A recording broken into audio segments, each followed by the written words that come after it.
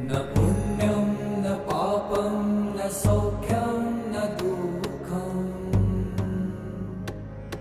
न मन्त्रो न तीर्थं न वेदा न यज्ञा। ఇప్పుడు మీరు చూసిన ఫోటోలో ఎవరు అంటే నా జీవితాన్ని మార్చిన గురువులు.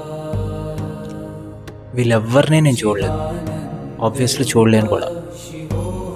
కానీ నా టఫెస్ట్ పీరియడ్లో నేను అనారోగ్యంతో బెడ్ రీడన్ అయిపోయి చస్తానో లేదో, ఉన్నా కూడా ఉపయోగం లేదురా, ఎందుకు బతుకుండాలి అనే మెంటల్ స్టేట్లో నుంచి ఈరోజు నేను మీతో ఇలా మాట్లాడుతున్నానంటే కారణం వాళ్ళు. అందుకనే చెప్తాను, మన ధర్మంలో గురువులకి, మన దేవుళ్ళకి, దైవస్వరూపాలకి ఎందుకంత అగ్రస్థానం ఇస్తారంటే, ఒక మనిషిని మనం పక్క నుండి కొన్నేళ్ళు వాళ్ళతో సావాసం చేస్తేనే ఒక్కొక్కసారి వాళ్ళ మాటలు నమ్మడానికో లేదా వాళ్ళ మాటలు వినడానికో మనం సంకోచిస్తాం, వెనకాడతాం. అలాంటిది మనం ఒక్కసారి కూడా వాళ్ళని చూడకుండా, వాళ్ళ ఒక్కసారిని కూడా కలవకుండా వాళ్ళ మాటలు ఒకళ్ళ జీవితాన్ని మారుస్తున్నాయంటే వాళ్ళ పవర్ ఏంటో మీరు ఒకసారి అర్థం చేసుకోండి. ఒక్క కొటేషన్ చాలు జీవితాలు మారిపోవడానికి, అంత ప్రభావం ఉంటుంది.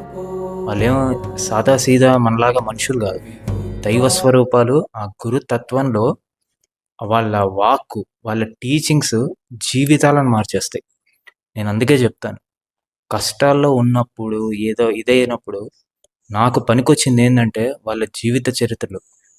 ఎంతోమంది గురువులు ఉన్నారు, వాళ్ళ జీవిత చరిత్రలను పట్టుకోండి, వాళ్ళ టీచింగ్స్కి చదవండి.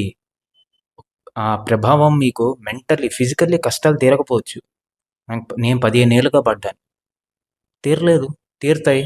బట్ ఏంటంటే సమయానికి హెల్ప్ వస్తుంది. మనం తీరకపోవడానికి కర్మ చాలా ఉంటుంది. ఆ సిద్ధాంతానికి వెళ్తే బోల్డ్ అంత స్టోరీ అది. సో ఏంటంటే ఫస్ట్ మెంటల్లీ మనం బయటపడతాం, ఆ ఎదుర్కొనే శక్తి వస్తుంది. కష్టాలు తీరకపోయినా కష్టాన్ని ఎదుర్కొనే శక్తిని వాళ్ళు ఖచ్చితంగా ఇస్తారు. నేనే ప్రూఫ్. ఒక్కసారి పట్టుకొని చూడండి, ఎంతోమంది గురువులు ఉన్నారు. రమణ మహర్షి, భగవాన్ రామకృష్ణ పరమహంస, మహాపెరివ, నీమ్ కరోలి బాబా, ఇలాగా చెప్పుకుంటూ పోతే బోల్డెడ్ మంది. హర హర మహాదేవ్.